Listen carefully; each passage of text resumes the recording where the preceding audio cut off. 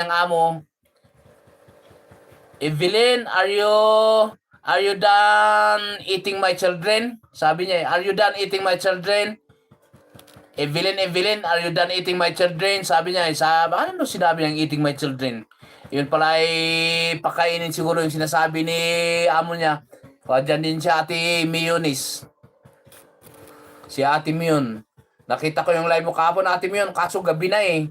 Hindi kinaya na ng aking power sa Ate Mionis. Mionis.